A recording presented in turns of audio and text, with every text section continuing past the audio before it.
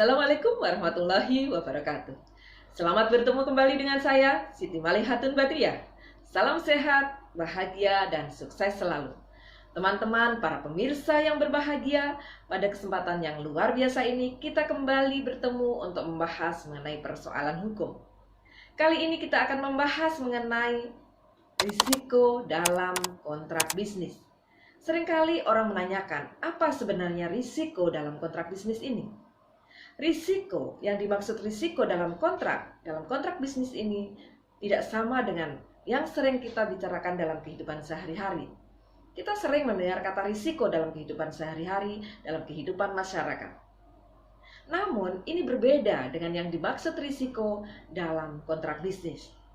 Risiko yang dimaksud dalam kontrak dalam hal ini adalah siapa yang harus menanggung kerugian ketika terjadi suatu peristiwa overmah atau force majeure atau keadaan memaksa, yaitu keadaan yang tidak bisa dipersalahkan kepada debitur karena bukan kesalahan dari debitur.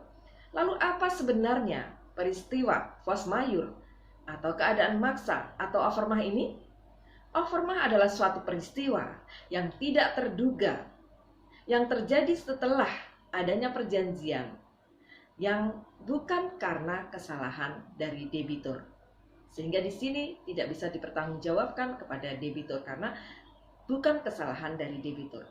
Nah, lalu siapa yang harus menanggung kerugian ketika terjadi hal demikian?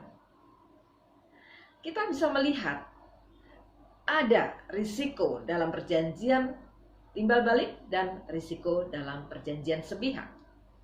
Apa yang dimaksud dengan perjanjian sepihak? Perjanjian sepihak adalah perjanjian yang hanya menimbulkan kewajiban pada salah satu pihak saja. Sedangkan pihak lain hanya berhak saja, tidak memiliki kewajiban di sini. Nah, itulah perjanjian sepihak. Nah, risiko dalam perjanjian sepihak ini, siapa yang harus menanggung kerugian kalau terjadi peristiwa overmah dalam perjanjian sepihak ini? Dalam hal ini yang menanggung adalah pihak yang berpiutang atau kreditor atau orang yang berhak atas suatu prestasi. Nah, dialah yang menanggung kerugian apabila terjadi hal tersebut. Nah, ini bisa kita lihat di dalam pasal 1237 Kitab Undang-Undang Hukum Perdata. Di situ dikatakan bahwa dalam hal ada perikatan untuk memberikan sesuatu kebenaran tertentu, kebenaran itu semenjak perikatan dilahirkan adalah atas tanggungan dari si berpiutang. Artinya bahwa sejak adanya perikatan, perjanjian yang menimbulkan perikatan antara para pihak, yang dalam hal ini seseorang itu berkewajiban atas sesuatu, sedangkan pihak lainnya berhak atas sesuatu, dan bukan sesuatu yang bertimbal balik, jadi hanya ada kewajiban pada salah satu pihak, maka disinilah pihak yang berpiutanglah yang bertanggung jawab. Jadi dalam hal ini, kalau terjadi peristiwa overmah, maka di sini atas risiko dari pihak yang berpiutang atau pihak yang berhak atas sesuatu. Misalnya, seseorang akan memberikan sebuah sepeda motor. Dalam perjanjian hibah atau hadiah misalnya, maka dalam hal ini atas risiko dari si pihak yang berpiutang. Sehingga kalau terjadi peristiwa overmah atau peristiwa keadaan memaksa, jadi terjadi karena bukan kesalahan debitur, maka di sini si risiko dari si pihak berpiutang atau pihak yang berhak atas sesuatu atau kreditor tadi, dia tidak berhak untuk menagih kepada si orang yang akan memberikan hadiah kepadanya. Jika si berutang lalai akan menyerahkannya, maka semenjak saat kelalaian kebendaan adalah atas tanggungannya. Nah, hal ini sejalan dengan pasal 1245 Kitab Undang-Undang Hukum Perdata. Tidaklah biaya rugi dan bunga harus digantinya apabila lantaran keadaan memaksa atau lantaran suatu keadaan yang tidak disengaja oleh si berutang, kemudian si berutang beralangan atau berhalangan untuk memberikan atau berbuat sesuatu, atau dia melakukan suatu perbuatan terlarang. Jadi menurut pasal 1245 kalau perdata, risiko ini ditanggung oleh pihak yang berpiutang atau pihak kreditor dalam hal debitur tidak bisa memenuhi prestasi bukan karena kesalahan dari debitur. Lebih jelas lagi, ini rangkaian pertanggungjawaban itu kita bisa melihat di dalam pasal 1444 Kitab Undang-Undang Hukum Perdata. Di situ dikatakan bahwa jika barang tertentu yang menjadi bahan perjanjian musnah, tak lagi dapat diperdagangkan atau hilang, sedemikian sehingga sama sekali tidak diketahui apakah barang itu masih ada, maka hapuslah perikatannya, asal barang itu musnah atau hilang di luar kesalahan pihak debitur atau pihak yang berutang, dan sebelum ia lalai menyerahkannya. Jadi kalau kejadian ini terjadi sebelum lalai menyerahkannya. Nah, bahkan meskipun si berutang ini lalai menyerahkan sesuatu barang tadi, sedangkan ia tidak telah menanggung terhadap kejadian-kejadian yang tak terduga, perikatan hapus jika barangnya akan musnah juga seandainya barang itu berada di tangan pihak yang berpiutang atau kreditur. Selanjutnya, apabila ada suatu barang yang telah dicuri, kemudian barang tersebut musnah atau hilang, maka tidak sekali-kali membebaskan si pencuri untuk membayar ganti harga dari barang tersebut. Nah, itulah tadi mengenai risiko dalam perjanjian sepihak. Selanjutnya kita akan bahas mengenai risiko dalam perjanjian timbal balik. Mengenai risiko dalam perjanjian timbal balik ini, siapa yang harus menanggung? Nah, dalam perjanjian timbal balik ini akan menimbulkan hak dan kewajiban pada satu pihak dan juga hak dan kewajiban pada pihak lain, karena di sini saling bertimbal balik. Nah, seandainya dalam perjanjian timbal balik ini salah satu pihak debitur tidak dapat melaksanakan prestasinya, apakah kemudian pihak lain tetap wajib untuk melaksanakan prestasinya? Nah, mengenai hal ini, risiko dalam perjanjian timbal balik ini ternyata tidak diatur secara khusus di dalam Kitab Undang-Undang Hukum Perdata, sehingga kemudian para ahli hukum menggunakan asas kepatutan atau bilik head. Apabila salah satu pihak tidak bisa melaksanakan kewajibannya, maka dianggap tidak patut kalau seandainya pihak lain diminta atau wajib untuk melaksanakan kewajibannya.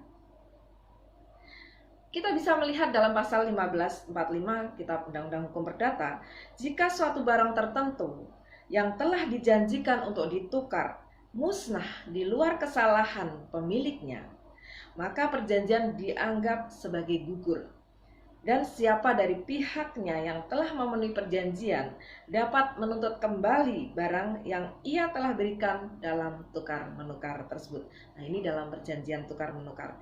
Begitu juga dalam ketentuan pasal 1553 Kitab Undang-Undang Hukum Perdata, di situ bisa kita lihat, jika selama waktu sewa, barang yang disewa sama sekali musnah karena suatu kejadian yang tidak disengaja, bukan kesalahan dari pihak yang menyewakan, maka perjanjian sewa menyewa tersebut gugur demi hukum. Jadi batal demi hukum. Kemudian jika barangnya hanya sebagian musnah, si penyewa dapat memilih menurut keadaan apakah ia akan meminta pengurangan harga sewa ataukah ia akan meminta bahkan pembatalan perjanjian sewanya. Tetapi tidak dalam satu dari kedua hal tersebut ia berhak untuk menuntut ganti kerugian. Nah, berdasarkan kedua pasal tersebut, maka risiko dalam perjanjian timbal balik ini masuk dalam apabila masuk dalam keadaan maksa, maka risiko ada pada pihak lain. Jadi berdasarkan pasal tersebut, pasal 1545 maupun pasal 1553 Kitab Undang-Undang Hukum Perdata, yaitu mengenai perjanjian tukar-menukar dan perjanjian sewa-menyewa, maka di sini dalam perjanjian timbal balik risiko ditanggung oleh pihak lainnya. Kemudian selanjutnya mengenai risiko dalam perjanjian timbal balik ini ada satu ketentuan yang berbeda, yaitu di dalam pasal 1460 Kitab Undang-Undang Hukum Perdata. Dalam pasal 1460 Kitab Undang-Undang Hukum Perdata, di situ dikatakan bahwa jika kebendaan yang dijual berupa suatu barang yang sudah ditentukan maka barang ini sejak saat pembelian adalah atas tanggungan si pembeli, meskipun penyerahannya belum dilakukan dan si penjual berhak untuk menuntut harganya. Nah, mengenai hal ini, Mahkamah Agung dalam Sema 3 nomor tahun 1963 menganggap bahwa hal tersebut itu tidak adil. Tidak adil karena di sini barangnya sudah tidak ada, tetapi kenapa harus tetap dibayar? Nah, maka dalam hal ini kemudian pasal tersebut, pasal 1460 Kitab Undang-Undang Hukum Perdata tersebut oleh Mahkamah Agung dalam Sema 3 tahun 1963 dianggap tidak berlaku lagi. Jadi di sini disarankan oleh Mahkamah Agung kepada para hakim untuk tidak menggunakan pasal 1460 tersebut karena dianggap tidak sesuai dengan rasa keadilan, karena barang sudah tidak ada. Kenapa harus tetap membayar? Nah, disinilah dianggap tidak adil, maka dianggap bahwa kemudian Sema 3 dalam Sema 3 tahun 1963 Mahkamah Agung meminta kepada seluruh hakim di seluruh Indonesia untuk tidak menggunakan pasal 1460 tersebut. Sehingga pada prinsipnya pada perjanjian timbal balik, maka di sini risiko ditanggung oleh pihak lainnya tersebut. Demikian apa yang bisa saya sampaikan mengenai risiko dalam kontrak bisnis. Dan terima kasih atas perhatian teman-teman semuanya, dan mohon maaf apabila ada kekurangan. Sampai bertemu pada kesempatan mendatang. Terima kasih. Wassalamualaikum warahmatullahi wabarakatuh.